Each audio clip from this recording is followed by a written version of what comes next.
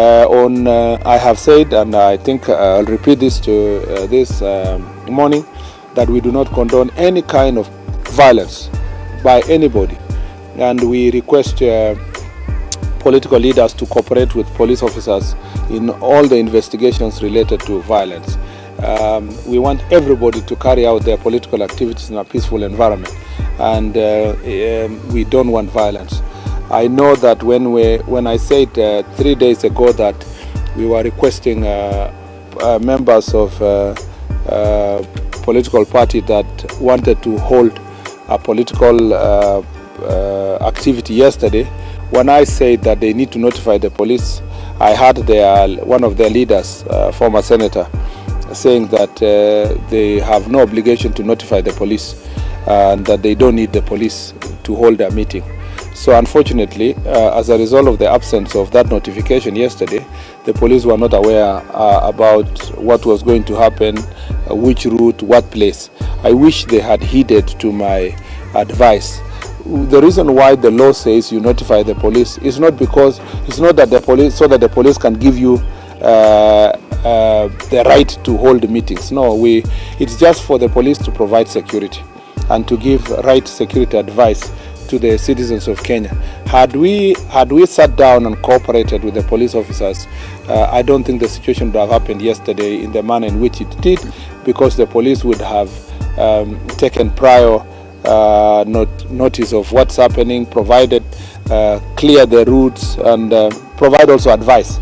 In the National Police Service, we don't advise only people who are in government. We advise also every citizen, including those in opposition, on the best thing to do security-wise as they carry out their security activities. I insist, for avoidance of doubt, that anybody who wants to have a public event, it is important to notify the police and to cooperate with the police officers. We do not want situations where people refuse to notify the police, insist on having political activities notwithstanding police advice, and then go ahead to blame the same police. Yet prior to that they were saying they don't need the police. So we need each other, and everybody needs the police officers in terms of dealing with these issues. Otherwise, those events will be investigated. Anybody will be found culpable, regardless of their political standing, will be held accountable. Anybody who organized for people to be stoned, journalists who were hurt, we will take a very stern action against any person who is involved. Two other questions. You wanted to ask a question? Okay. Yes. Yeah. My name is Wanena Kiri from Diamond. Okay. Yes, in terms of the fight against the illicit group, we have cases whereby police have arrested those who engage in the business. They are taken to the courts and they are released and they go back to the business. Maybe what are you going to do? Well, we have no. Sometimes we actually, from where we are, we have no control of what the courts are going to do. We just will continue arresting and taking to court. If the court releases people, we will take them again. Release, we will arrest in another and take them again. What we want to do, there is a court users forum that is in every county. We encourage our county commissioner and the security team to have meetings with these judges and magistrates whom they work together to come to an understanding on how best this issue is going to be dealt with. Of course, you understand also the magistrates in some situations, because if the cells are full and you are arresting people over, one glass of changa, 2 glasses of changa, there is only so many people you can arrest. So some of them will be fined, rightfully so. But the most notorious ones, especially the traders who are actually trading in large volumes, and the brewers and the manufacturers of this, or the mixers, they call them mixologists.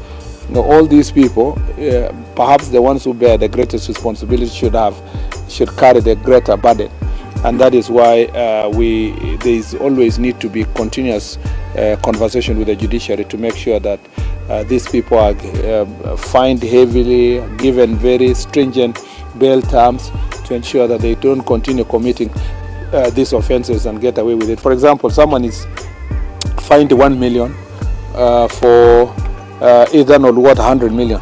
That person just get out there, maybe his profit is about 20 million. If they pay 1 million, 19 million is still there for him to compromise the system. And so we need to work together with the judiciary to sort out this issue. Yes.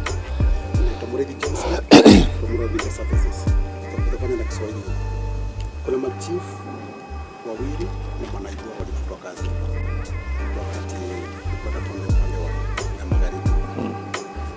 Washukiwa ni kamando ambao expect ilikuwa kwa police station upande hiyo. Hatima ya machifu ni saizi. Kwa mambo ya chief yoyote ama polisi yoyote ambaye anaadhibiwa kwa sababu ya mapambano na mambo ya pombe, hiyo process ama njia ya kuadhibu hawa lazima ifuate sheria, na kwa mtu yoyote ambaye anapatikana kwamba alikuwa na ukosefu wa nidhamu, anapitishwa kupitia njia ya inayohitajika kikatiba, na akipatikana na hatia anavutwa kazi, asipopatikana na hatia anarudishwa kazi yake.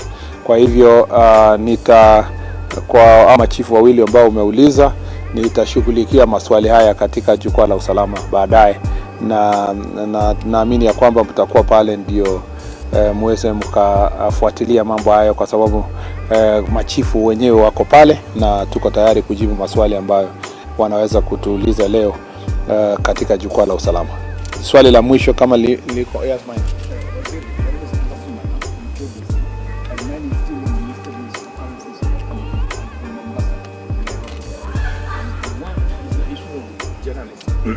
We saw some of them were injured, the equipment was stolen, their cars were vandalized. How do journalists operate in such occurrences or in such a situation? Because they must cover all these kinds of whatever is happening, whether it's politics or whatever it is. How do you assure their security when they go about their daily activity? And two, there's a general concern that when there's a political rally or political event, along, even people who are not even attending these particular rallies, they get hurt. So some of them getting robbed on the highway, pedestrians, and even the motorists. How do people who are not even associated with these kinds of politics get? How can you assure their safety? How do they get along with the business and without getting all these injuries and losses? It points to this situation we witnessed yesterday. Points to what I said earlier, that misuse of young people, or sometimes hiring goons to just come and cause terror, is an issue of great concern to us in the security sector. And so, as I said, investigations must be done to find out who exactly organized them and for what purpose.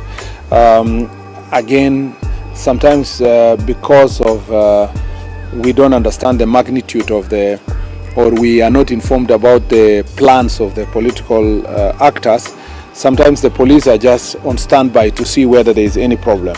Like yesterday, the police were generally on standby because there was no clear notification to them about what event was going to happen and what routes.